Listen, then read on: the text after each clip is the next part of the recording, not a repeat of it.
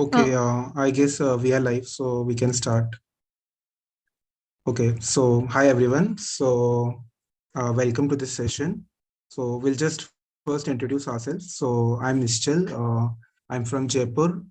Before joining IIMA, I was a fresher. I did my BCom honors from NMIMS University, Mumbai, and then joined IIMA for their MBA program. So that's it. A little bit about me. Maybe Anshika, you can start with your intro.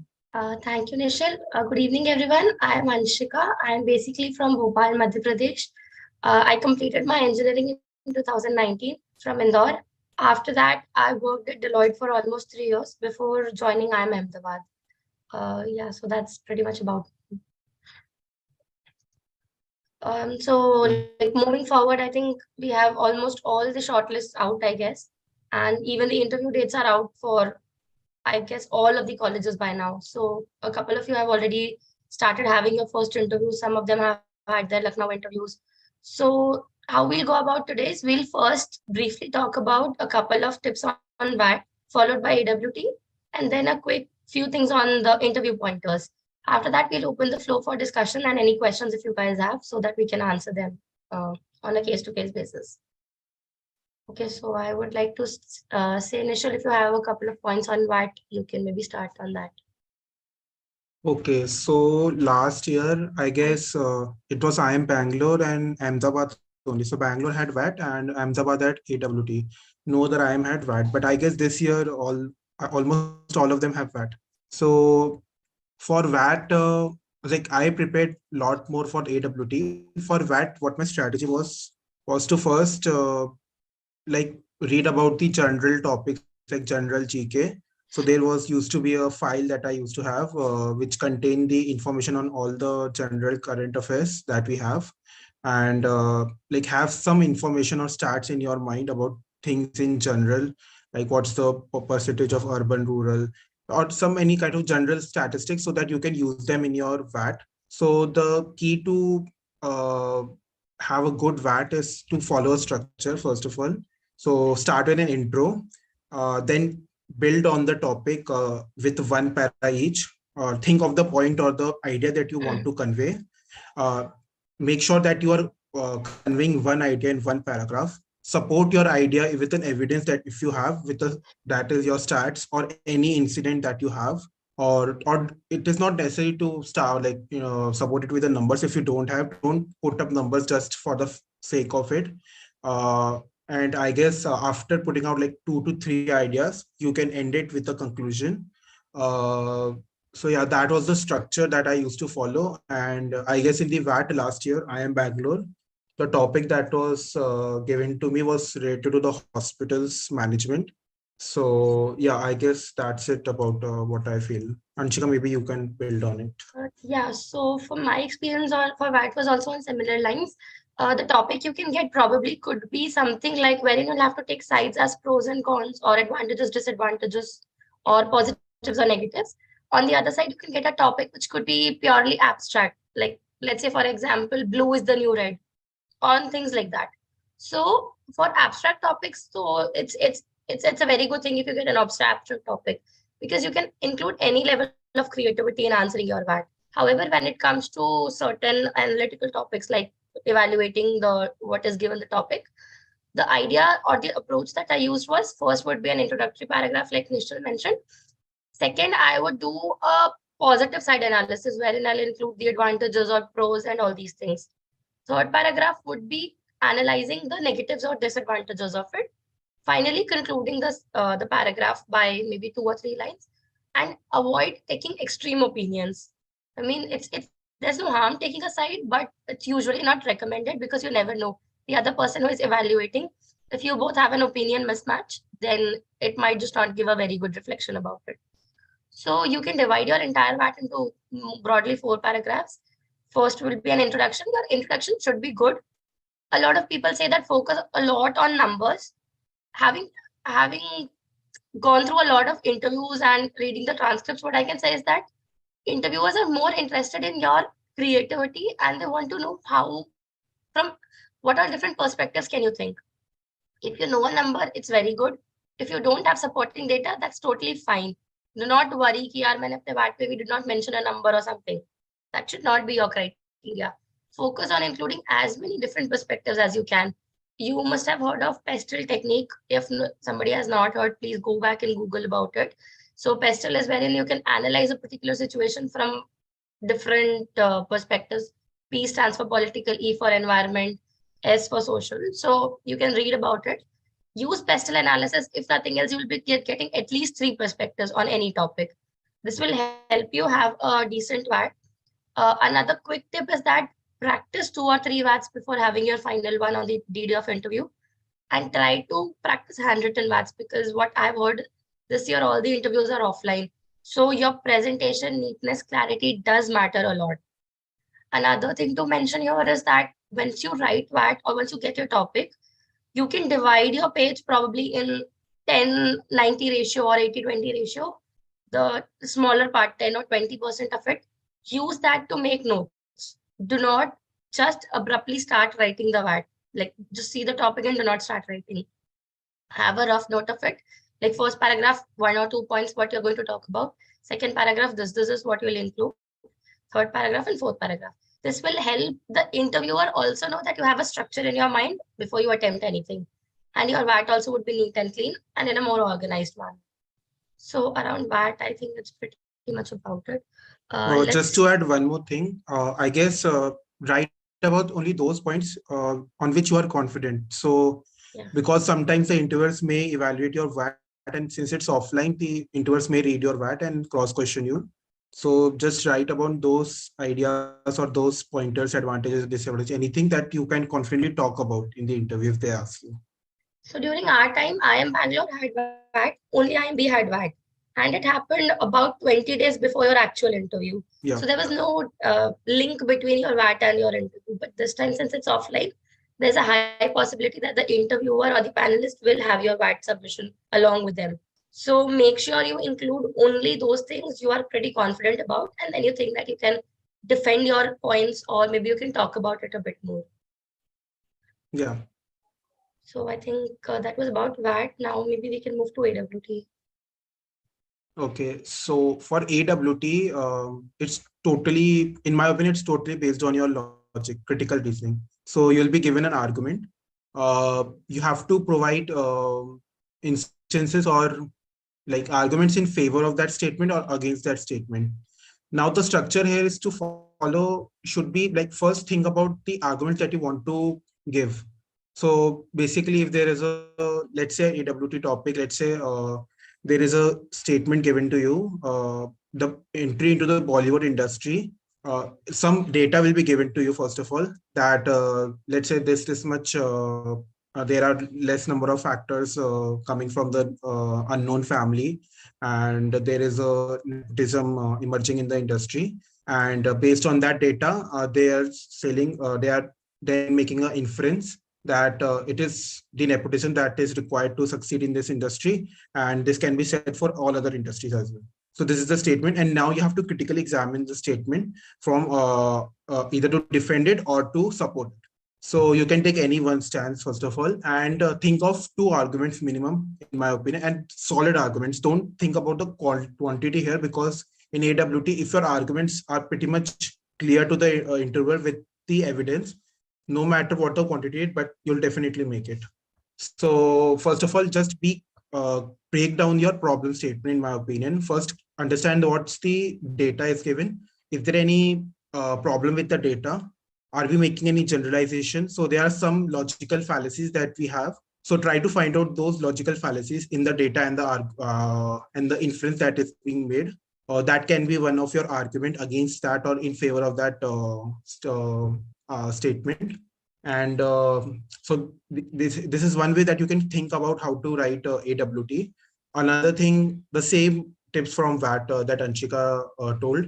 Think about the topic, divide your page, just write down any of the structure your thoughts, structure your AWT, write before jumping onto the final writing around the AWT, just make bullet points on how you will proceed.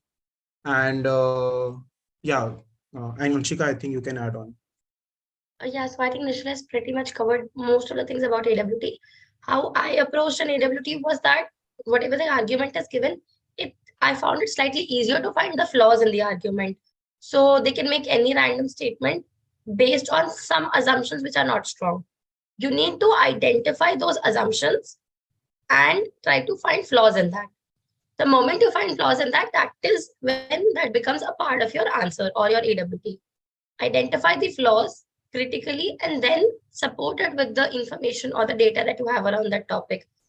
And like you mentioned, so AWT also, it will be restricted to a one page A4 side. For my time, it was, I think, one sided only, not even the other side you One-sided. can. Yeah. Yeah. So you cannot use the other side of the page as well. So one side A4 sheet is more than enough to have two arguments, solid arguments, along with these supporting points. So focus, first find out all the flaws, then para by para, pick one flaw, support, like include all your arguments, maybe in favor or against, whatever it is, back it with data, and then move on to the next argument. That's mostly about AWT. And one thing to understand, AWT is different from WAT. Do not attempt it in the format of WAT. You do not have to evaluate both the sides. It's not about identifying the advantages of the topic and disadvantages of the topic. I have gone through a lot of AWTs for the aspirants who are preparing right now. Everybody has done the same mistake, at least in the first AWT. What they have done is they have attempted it like a WAT. No, you need to have an introduction, like a small 2-line introduction about the topic. Then you can start that the topic or ABC thing is based on the assumption that okay, XYZ thing happened. Then you say that XYZ is flawed because then you'll have 2, 3 points or whatever the number of points you have. This is how you'll approach it. So your XYZ is the assumption for your claim that is given in the question. This way you'll have multiple assumptions and it's easy to look for flaws. So maybe you can try doing that in one of your AWPs. So that was from my side. Yeah, and I guess they do give rough sheet also, right? Yeah. So at least in my center, we got a rough sheet. So again, you can jot down your thoughts, structure it.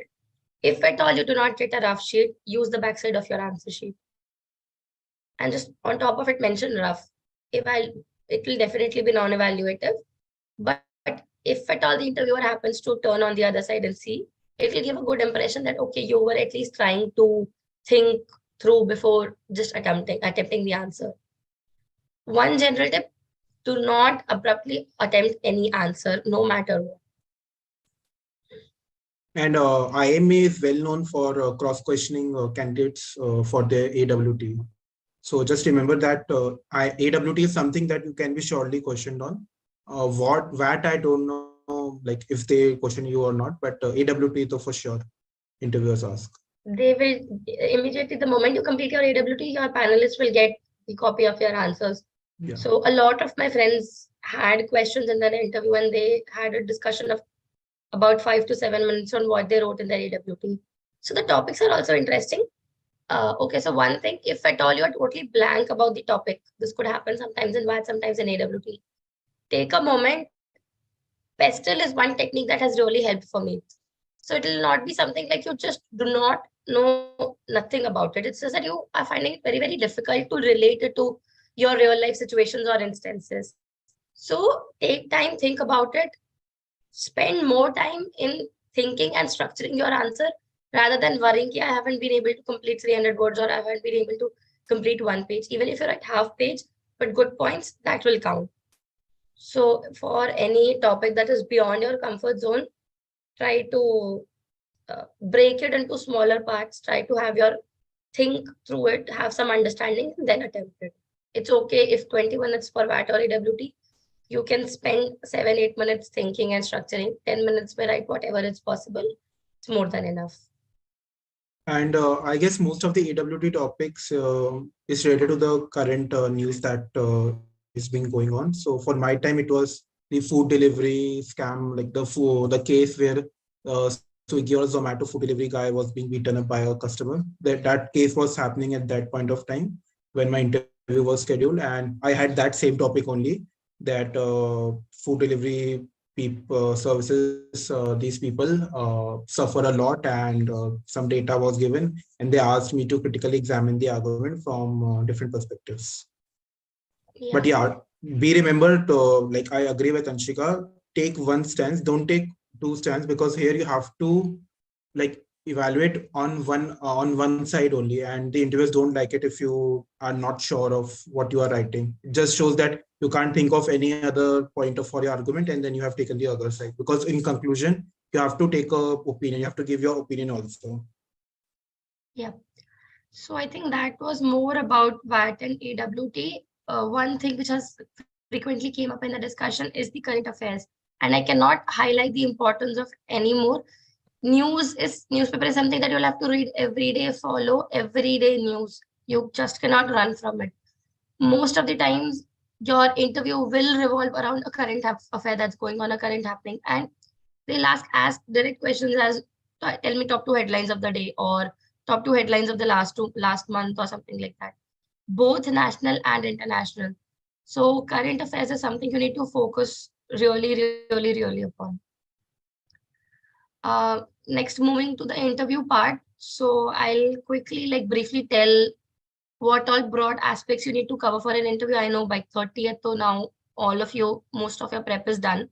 But still, just to reiterate what all areas are possibly touched in an interview.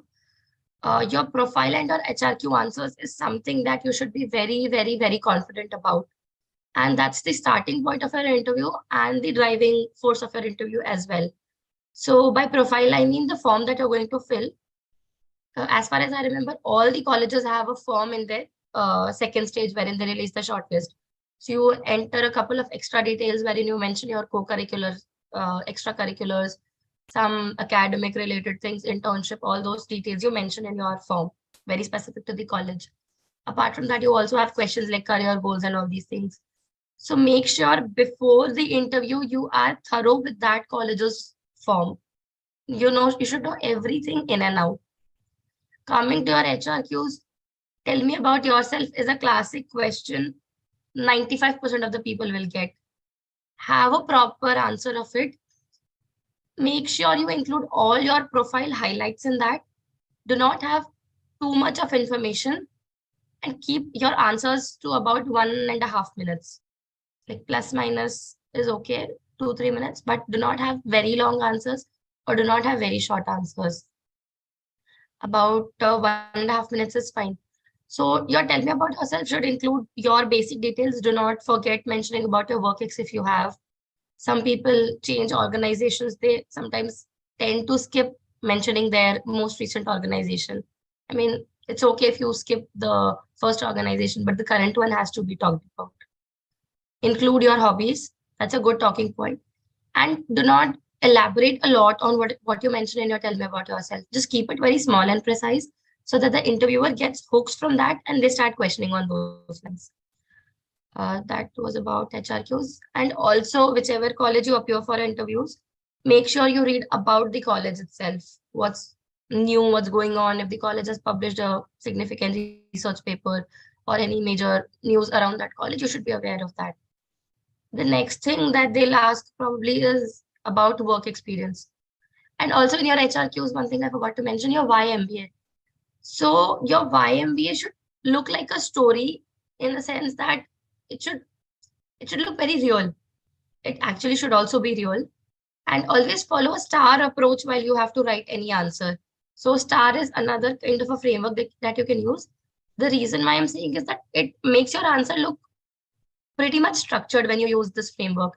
So star is basically you'll have a situation to describe, then how the task, T stands for task, what was the thing that you had to do, action is how you exactly did it, and result is what was the outcome of that. So using a star approach will automatically structure your answer and make it look like a story and it will have a proper flow. So your YMBA should come from your life experiences. You were doing certain things in your life. There was a turning point when you realized that, okay, now is the need or now is the time when I should go for an MBA, which is why you are going for an MBA. And this is what you want to learn from an MBA. And ABC are the things that you bring to the table. So MBA is not just about you learning from someone else, it's also somebody else learning from you. So you need to highlight both the things, what you will learn and what you will bring to the table, what others will learn from you.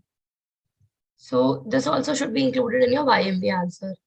Next important area to focus on for people who have work experience is, of course, work experience. Your everything about your organization, competitors, revenues, business model, any recent merger acquisitions, anything and everything around your firm, you should be thorough about that. And they will definitely question on that. For freshers, since they do not have work ex, the next important thing is academics. Academics part, I'll let Nishal answer. For people who have more than 1.5 years of work experience, about 2 years of work experience and above, for them, academics is important, but not that important. So you can kind of deprioritize it, have 2 or 3 favorite subjects, prepare them well. Others you can probably skip.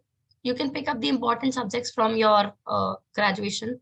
Like I'm from electrical, so I would go for maybe machines or power system.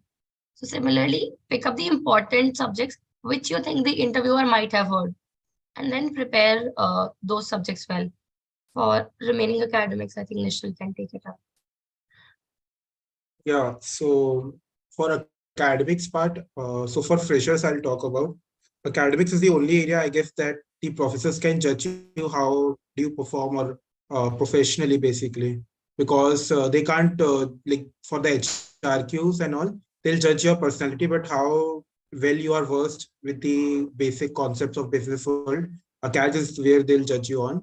And for ACADS, for mine, so I'm a BCom honors graduate, so some of the professors didn't even care to ask me what's my favorite subject. They directly jumped on to accounts. So they used to ask academics in a very different way. They used to tell me that, okay, you are a BCom honors student, you must be good in accounts. Okay, tell me what is this ratio? What is the formula? So this is something that implicit assumption that every professor have with some of the courses. So for BCom honors, it's accounts. For some other subjects, it may be one of the area that they know well a lot about, and that can overlap with your graduation also. So you need to be aware of that one or two subjects. There can be cases when professors don't ask you which is your favorite subject. Another thing is if they ask you what is your favorite subject, so have those subject like first, which is your strength area. Second, uh, I would request you all to actually select those subject in which you can like the questions are predictable. So what I used to had was, so I used to tell financial markets was my favorite subject because I could handle the valuation and all the securities questions related to it. But then I started using corporate finance as my saying corporate finance as my favorite subject, because in corporate finance you can actually predict the questions that the profs will ask you, and you can confidently prepare for them. So some of the areas of finance used to have those questions which you can specifically predict well. So just write down. So what exercise I used to do, I used to think of one subject, then I used to write think from professor's perspective, like what all common areas are there which the professors can ask. They'll not go deep dive into it, but they can ask you well-known areas like upper, so like in general. But sometimes what happened was they asked me very specific provisions also.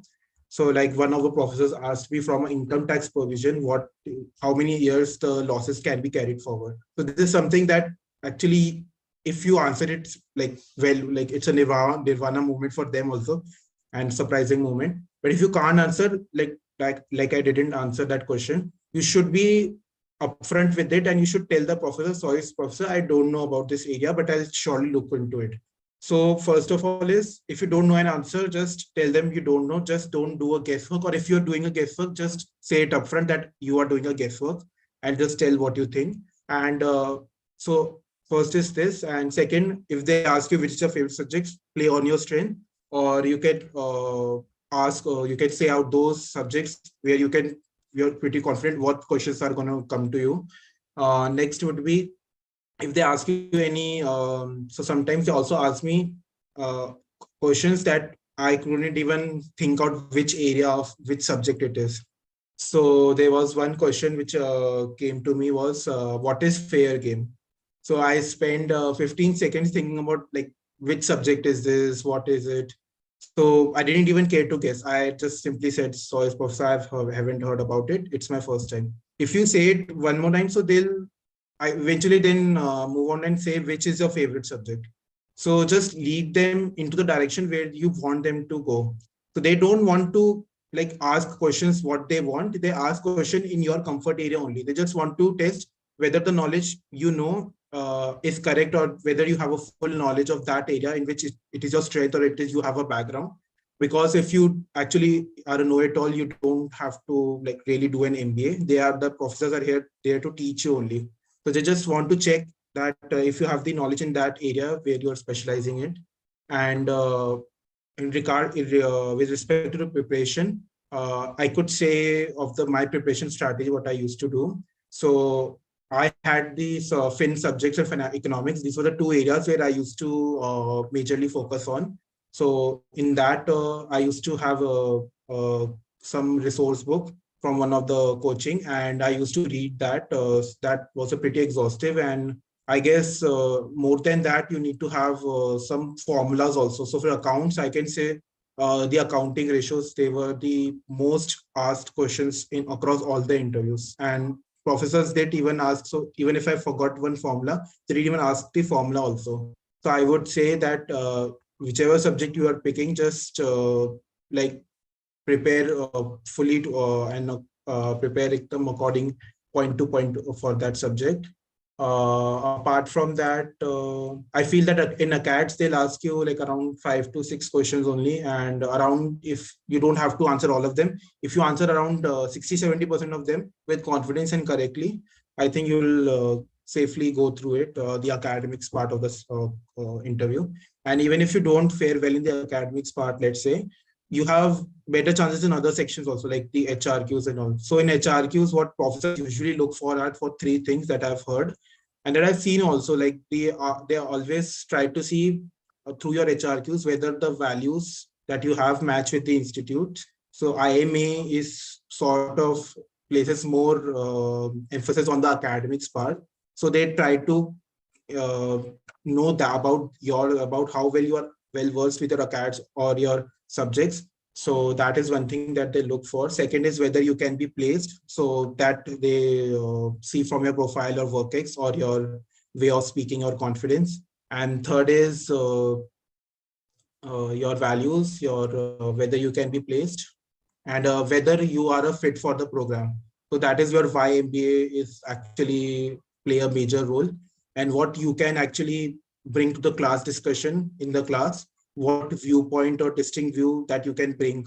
So that is where your VAT is also comes into play, AWT, and your answers to any general current affairs or strategy, let's say. So I was also, so there was a one segment where in Ahmedabad interview, they asked me about a general topic. Like, so they, we have, I guess, this 30 seconds, right? 30 seconds, they give you a topic and you have to speak on it. What was that name in Anshika? I couldn't remember.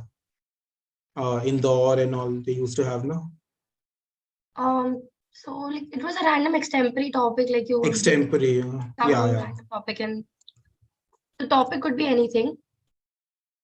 Yeah, But so the on extempore spot part, thing. they check this only, that how well you can think on feet and what views that you are adding. So that is a scenario that you will have in a class setting only, in a real class, MBA class. You have to think on a topic before class. It says that they give you topic on the spot only, and you have to provide your views. So that is what they check for. And so that is the academics part and my view on it. Anything you want to add or anything you have left out? I think you have covered it pretty well. There's like nothing to add from my side. So guys, you'll have to prepare for your academics no matter how much you like it or dislike it, no matter how much you're going to use it or not, because a couple of engineers have this question here. We won't be using machines or gear system in MBA. Why do we have to read about it? But then the interviewers just want to see how serious you are with something or about something. Yeah. So you'll have to prepare about it. A couple of more things to focus on. Something is static GK. About so static GK is very vast, and no matter how much you read or prepare about it, there's no end to it. So one thing you can do is read and know everything about your state, home state, the city you come from, as well as the places you have lived. So for any place that you have lived for more than 6 months, or maybe 3 months also, read about it, at least know the important highlights of that place. So in one of my interviews, I was asked like, So I'm from Bhopal, Madhya Pradesh. My interviewer asked me like suggest 5 tourist places to visit and 3 foods to eat out of nowhere. So make sure you read about it. They asked me a couple of questions on geography also, static GK. So make sure you know where your city is located, and especially for people who live or who belong to the state from where Tropic of Cancer passes. So all these things are, I know it sounds too much to prepare, but this is like 1 or 2 day thing. You don't have to spend a lot of time on that. So just quickly read through it. Also read about your undergrad college. So, like, why is it named so? On your school also, what is the name? Like, why? What does the name signify? What does the logo signify? Some basic the values that the UG or your school try to perpetuate. Some like this is generally like 5-10 minutes read, but do read it. Like if the professor doesn't know about the college, they tend to ask why is it named like this and why is it. And in introduce yourself intro, just try to end it on a point where you want to question, where you want them to question you. So if your strong area is, let's say, accounts, so you'll end it on a note saying that my favorite subject is this, because there is a recency effect, like the interviewer will remember those things that you said at the end and will carry forward a discussion based on the things that you said at the end part. So if you want to lead him to the part where you are confident and you can answer better, just make sure that you say it out at the end phase and not at the later, because they don't remember what you have said in the starting. So yeah, that's it. And this is a general approach for almost all the answers. So if you think you're liking the topic and you want more questions on that, so end on a note wherein the interviewer thinks that, okay, he wants to question more, or you seem more interested in that topic, and the discussion goes on. This is how people generally drive their interviews. But have So, one strong area, like it can yeah. be a cards, it can be your work ex, it can be your hobbies, it can be your let's say knowledge about any one, like it hobbies only, I guess. And yeah, pretty much it. 3-4 areas. So that was broadly the areas you need to cover. Apart from that, one important thing as a future B school student, you need to know is economics. So you cannot run away from macroeconomics before your interviews. I know some of you are from economics background, so for you guys it's just same as undergrad. But for everyone else, you will have to know. You will have to definitely know at least some basic terminologies of macroeconomics. Let's say inflation, you should know about inflation, because that's not just economics, but as an individual, as a citizen also, you should know how inflation is affecting you and your life. So that is something you should know. Then CRR, SLR, what is repo rate, what is reverse repo rate. These are very, very, very basic things that you should definitely know about it. So a quick refresher about macroeconomics is a must. A lot of coachings. Statistics also, I would say. But with Yeah, economics, numbers, yeah. statistics also. Like what are the Because this is central current tendency when affairs. it should be used? No, Yeah. not the statistics of Indian economics, statistics in general, the subject. They tend Hmm. to ask you what are the central tendencies when Oh, yeah. a particular statistics should be used, when it is not useful. Some of the basic of statistics they tend to ask across, like all in my interviews. So almost most of them they asked what are the IIM Calcutta will measures. definitely ask you questions on mathematics. Other IIMs might test you on certain aspects of statistics and that's a particular thing, when to use mean, mode, median, all those things. Those are pretty basic, but then a must know before an interview. So a quick refresher on that will also be helpful. And the graphs, also remember the graphs of the functions, major common functions. They tend to ask you on that only. And some of the basic formulas of differentiation and integration, because they asked me integration of log x. Then I told that I didn't know. Then they asked me differentiation. Then from that, I told 1 upon x. And then from there, he asked me to draw the diagram. So you can see that they can ask you, question you on mathematics also. So I guess most of you must be well versed with some of these basics from your CAT preparation only, but just refresh it once before the interview. Now, if you get a question in an interview wherein you are not prepared with the answer, or you do not know what to talk about it, you're totally blank about it. So one thing is that you ask the interviewer for time. Tell them that I need Yeah. 5-10 seconds to think about it. Take 10 seconds. There will be an awkward silence, no problem. They understand that we are under pressure. Things like this happen. So just ask them politely that please allow me 10 seconds to think through it, and then structure your answer and then speak. If at all you end up getting a question in academics or something that you are not able to recall at all, so maybe, so if it's a simple question, first of all, you're expected to know. If you Huh. are not knowing it, then that looks really bad. But if it's a slightly tricky question and if you're not 100% confident, then you can like have a subtle smile on your face and say that, sir, this is my educated guess, and based on what I recall, this is what I know about the topic. Third scenario is when you are absolutely not able to recall anything about it. You're totally point blank. Such a situation should be avoided normally, but if at all you end up landing in such a situation, then just politely say that, sir, sorry, I'm not able to recall at the moment. I'll go back and read, or something on those lines. So it's okay to say no, or it's okay to take your time, think about the question before answering it. And make sure you do that. It also gives a good impression that you are just not in a rush to attempt the question. And sometimes professor tend to put you in that position where you don't know, like they know for sure that you can't answer this question. They just want to know whether you owe it to it, first of all. And second, if they want to, they'll ask for your educated guess, what to what extent you know about this topic. And there's another thing that they do. They first ask you about level one, like what is balance sheet. Then they'll ask you level two, so what are the items. Then level three, what is the depreciation for a something situation. Level four. So they just, if you are answering correctly, they just go deep down into that topic and ask you some difficult question. But there will be a point that actually you won't be answered.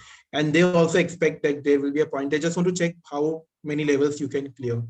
So if you don't know about a particular question, then I guess it may be a positive side also. You can look at that, that you have been answering so much that the professors had to increase their level of questions. You know the basics, basically. And one thing to note, do not lie. It will hardly take them 3 to 4 seconds to figure out whether you actually know about a particular topic or just you're trying to beat around the bush. So whether it be personal HRQs or something related to academics or work experience or any question, if you know, you know. If you don't know, just say, sorry, sir, I don't know. Do not lie, because it'll give a really bad impression. In So the yeah, class also, they point out if you are just making something up or if your training is, if you have prepared or not. So I would say just don't make something up on the spot. okay, I think we have a question. Is it true that for I think, yeah, so before that, that was all from my side. If you guys have any questions specific to any college or something, feel free to post your questions. We already have one over chat, so we'll answer that. Is it true that for FABM, the placement prospects is not as good as PGP? Absolutely no. FABM is a slightly specialized program which focuses more on food and agriculture, and PGP is a general program, a general management program. However, the placement opportunities in any college for PGP as well as FABM is as good. Like it's exactly the same. A lot of companies come only to recruit FABM people. A lot of FMCG, Yeah, top FMCG FMCG. companies. For I would not mention the company names, but yeah, a lot of top FMCG companies wherein people want to join those firms, but they do not come for PGP placements. They only hire FABM students. Yeah. So placements are really good for FABM. It's just that do you want to do an FABM, like you are interested in that field or not? That should be the question, because the placement, if you are interested in that field, you will get good placements from IIM. Or Yeah. even for that matter, any IIM. So it all depends on your interest. If you really like it, then go for it. If you do Yeah. not like it, you'll have a hard time coping up with the curriculum if at all you end up taking it. So yeah. So yeah, I would say prefer a course over the college, because yeah, the course will be the one that you'll be studying and not the institute. Institute will actually, that name will help you for 2-3 years. Then after that, you'll also forget about it. So yeah. Any other question?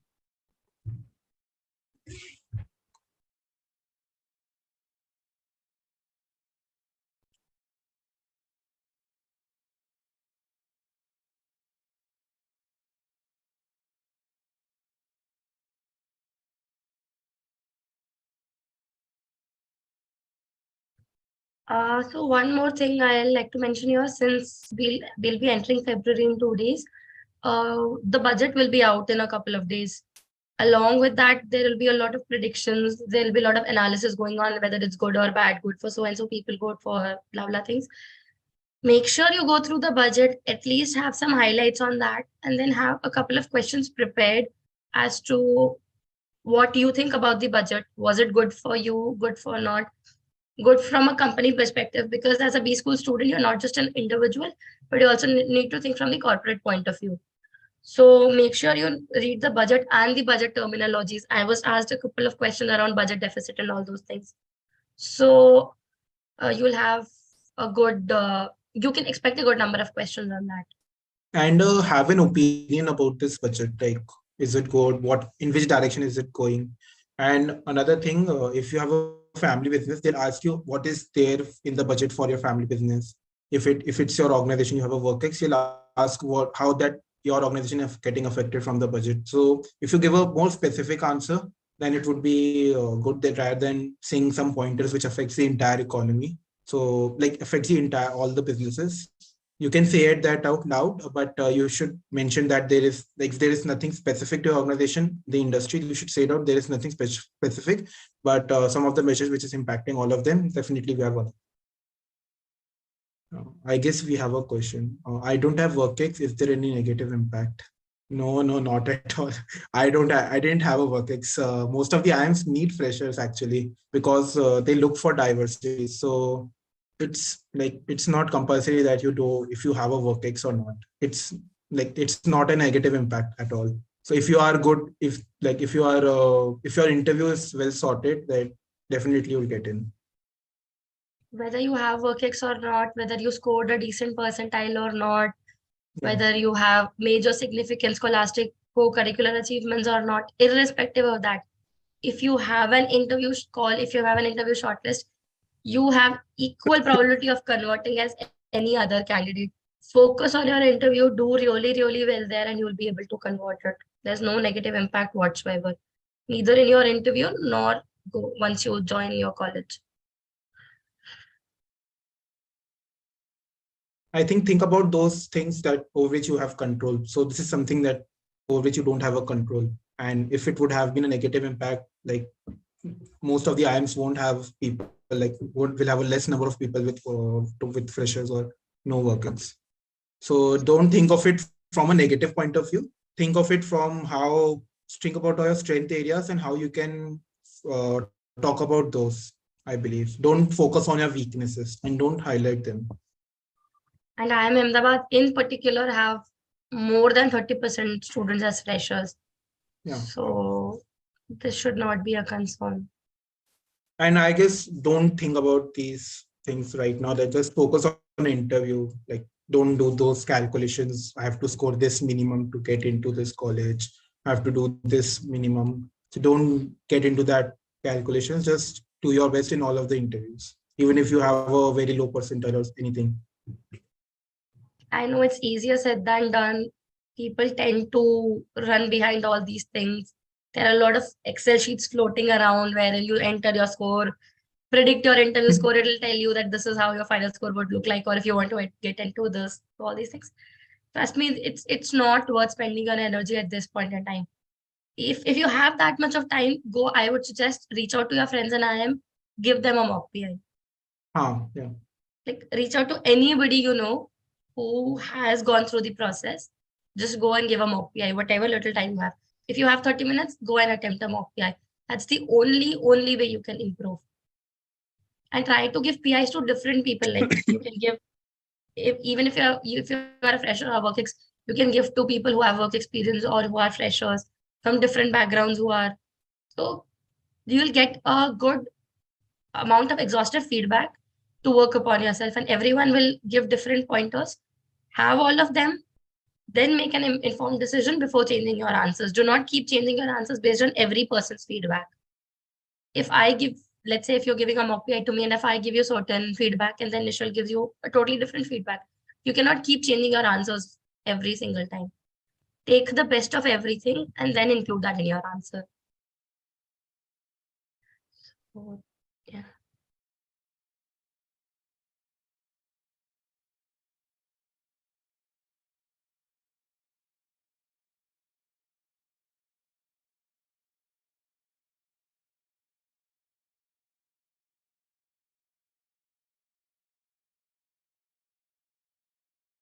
Okay, I think that was all we had for you guys today to share. If there's any questions or anything, feel free to reach out to us on LinkedIn. We'll be happy to help with your prep. And by the way, I think we have appeared for interview for almost every college. So if you have any college specific query also, do not hesitate to reach out. Yeah, please guys, don't hesitate, because like it's the best time you can get your queries resolved and work on those. Okay, so I think I am done from my side. If there are any questions, feel free to DM me on LinkedIn. I will be happy to help you guys. Yeah, DM me on LinkedIn also if you have any doubts. Okay, thank you so Okay. much.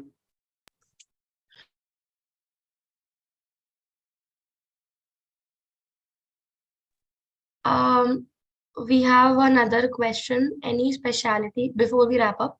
Any speciality of IIM Ahmedabad to talk about in how to choose between A, B, and C? So A that's a trick question. So, like, see, every college has some goods, some bads about it. One thing in particular that I like about IIM Ahmedabad is that it has a really good diversity.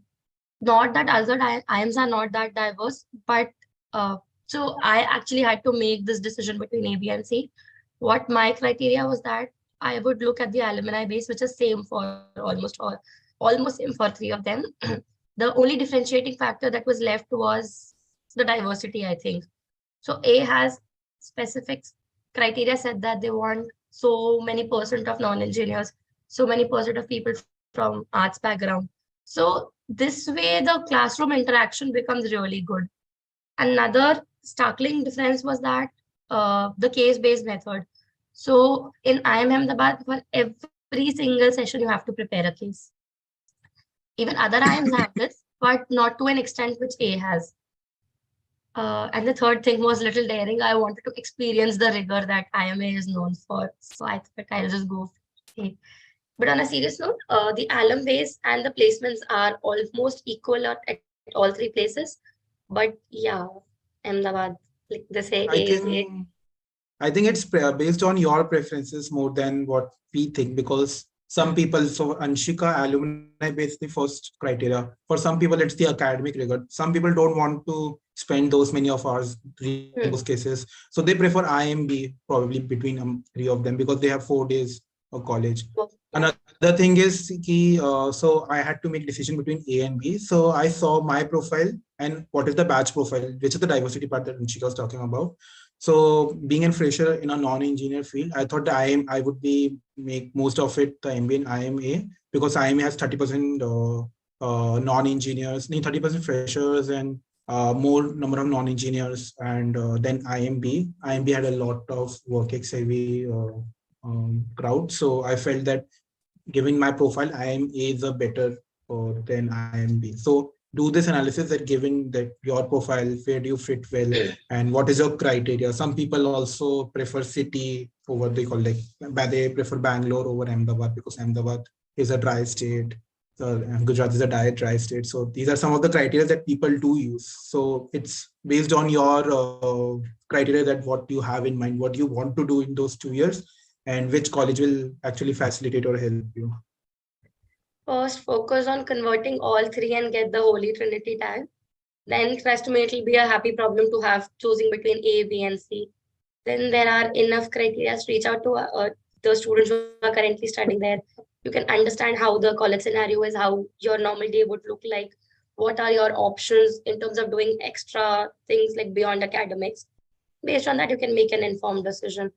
But for me, choosing IIM Ahmedabad was because of diversity, and then I wanted to experience the academic rigor that is here. Yes. There's another question. My age is 20. Will that have a negative impact on my final admission in IIM Ahmedabad?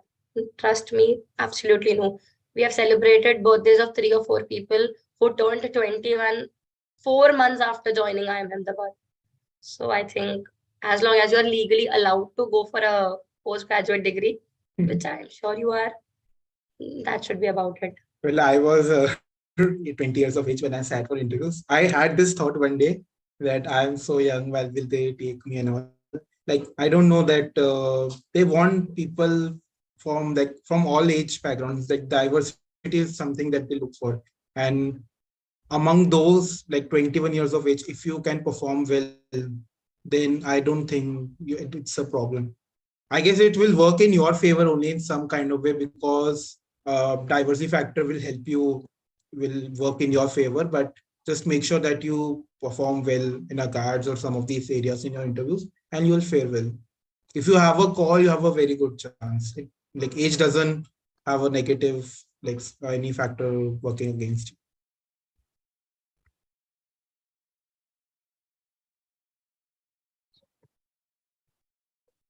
Okay, so yeah, I agree with this point where we have so many colleges offering MBA, and why to give importance to IIMs. I feel for the answer that came into my mind is brand name. Basically, most of the organizations want candidates for their jobs who have an IIM tag. So an IIM is has well versed for the management program MBA. So this is like some people actually, that's what I said, that while during their criteria, they some people want tag, and they want that brand name. That's why they prefer IIM over other colleges. But having said that, IIM is not like the brand or tag doesn't matter for you after 2 3 years. It is totally dependent on you. So yeah, other colleges also are like doing very well and are at par with IIMs also. So just adding on to what Nishal mentioned, there are a couple of colleges which are as good as IIM ABC, XLRI, FMS, FMS. SKJN. These are really, really good colleges, and a lot of people have these colleges as their first preference and not IIMs. So the general trend that do MBA from IIM is changing in itself. Having said that, the reason why people normally tend to prefer IIM is because they are slightly older organizations. They've been functioning for more than 30, 40, 50 years. So the amount of alum network they have built over the years is something that is getting carried forward. Apart from that, for being operational for so long, they have kind of developed a way as to how to operate, what is in the best interest of students, which is why a lot of people still prefer IIMs. Having said that, the other colleges are also functioning on the similar lines, and they are also trying to match up with the pace.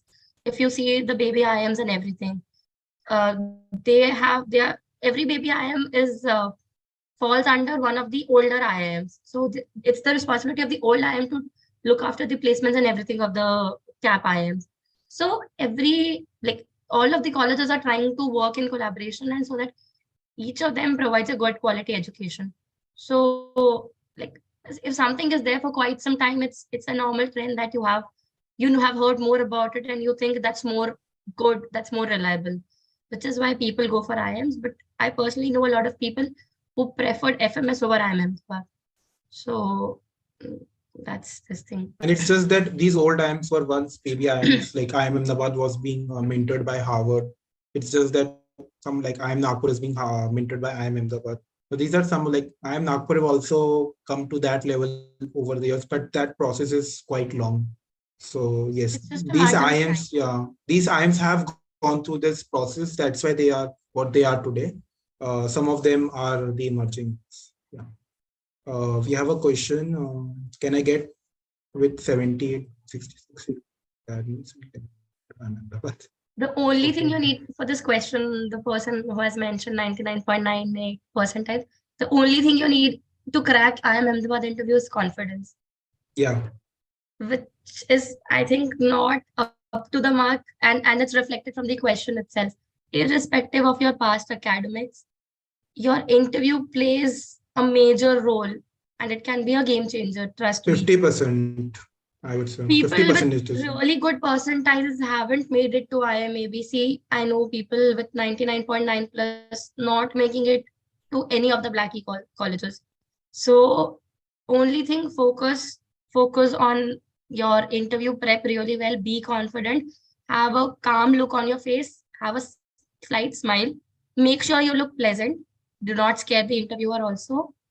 And if you have work ex, I don't know. I mean, I don't know your academic profile, but if you have work ex, so make sure you prepare really well on those pointers and have your YMBA strong. That's all you need to crack an interview. Apart from current affairs, no going back. Current affairs is as important as knowing your name.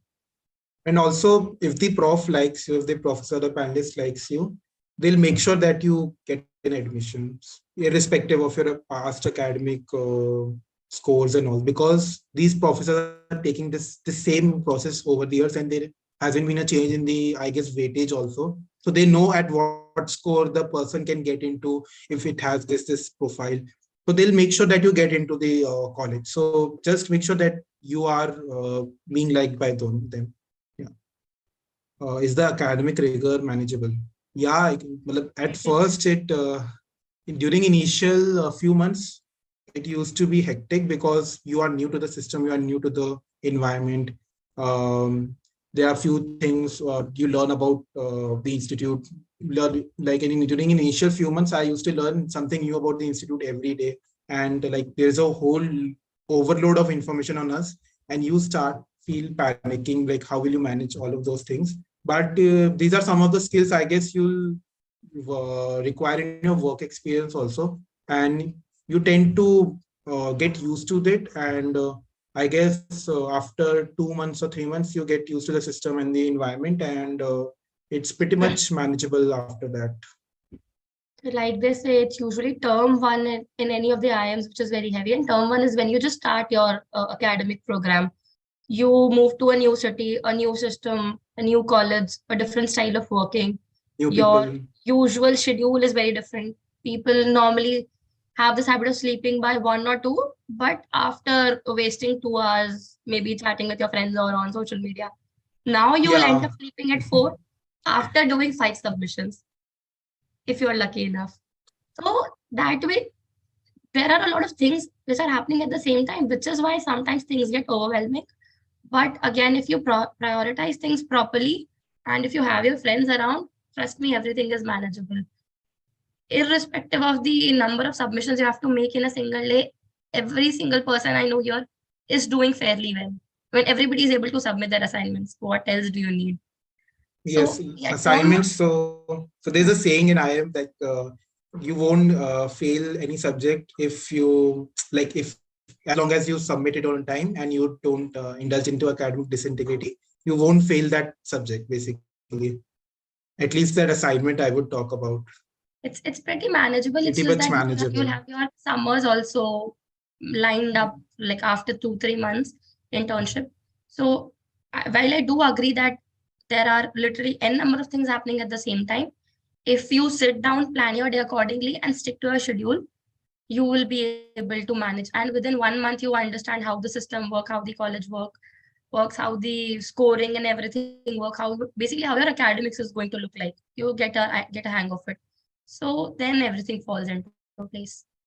Also, don't think about all those rumors that you get this many hours of sleep only in IIM during the first few months. It all boils down to what our priorities are, because most of the people who used to get less sleep are the ones who end up socializing more and spending a lot of time with the people. It just depends on you. Like if you want to socialize, you'll end up so your entire day schedule will have more number of time devoted to people also, and you'll end up more less time with yourself in your room. So that's where your priorities come into play. Whether so there are three things that you do in a day: academic, placement during the first initial few months, and third is the socializing. So if you are able want to manage all of three, or you have to give up on sleep. So yeah. Actually, you do not have to like really give up a lot on your sleep. You'll still Actually. get to sleep enough. It's just that 30 minutes or maybe 1 hour here and there, and you'll be able to manage everything. Yeah. Why, moving on to another question, why is IIMS making DILR section more and more difficult year after year? I have no answer to this I question. hope if you get an answer, then please WhatsApp that to me. I Maybe guess some it's just important. they want people, like there are two kind of people in my opinion who are academically very strong, who are basically the book warmers, and second are those set of people who are actually very smart but they don't want that bookish knowledge. So IIMs, you want the second type, and for that they want to make the DILR section tougher and tougher to get those people who are actually smart, who are actually good on logical reasoning and all those things. So yeah, because if that first category of person is good, second category of people are good, they can actually manage their first category. That's when with the people, I guess, preparing more for DILR year by year, more people are doing more sets, they are able to solve more advanced topics also. They have to keep a notch higher every year. So yeah, I think that's my take on that question. Yeah. One more Mm. question. Is it true that IMA will give call only above 80% in academics, not to someone who has 78% in 10th and 66 in 12th, having CAT percentile 90? Had this been the case, why would they have kept the cutoff at 50% or whatever the cutoff is? So I'll just again say the same thing. If you have an interview call, now just focus on converting it. If you do really well in your interview, nobody can stop you from getting an admission into IIM Ahmedabad. Your past performances will have no impact on your overall score. Oh, and let's be realistic about it. Your total score might end up being little less because you will get, like, if you have 78% in 10, you will of course not be getting 10 on 10 in your 10 section. You'll be getting, I think, 8 or 6, depending on whatever this thing is. So your overall total score might be slightly less, but then if you do really well in your interviews, professors will make sure that you meet the cutoff mark. Yeah. If the total score cutoff is, hypothetically speaking, 70, I don't know what the score cutoff is. I'm just saying if it's 70, professors will make sure you get at least 70.5 so that you get an admission. I think we are past this phase to predict calls. I guess the calls are out. So just focus on interviews and doing your best. Yeah. Uh, Anything else?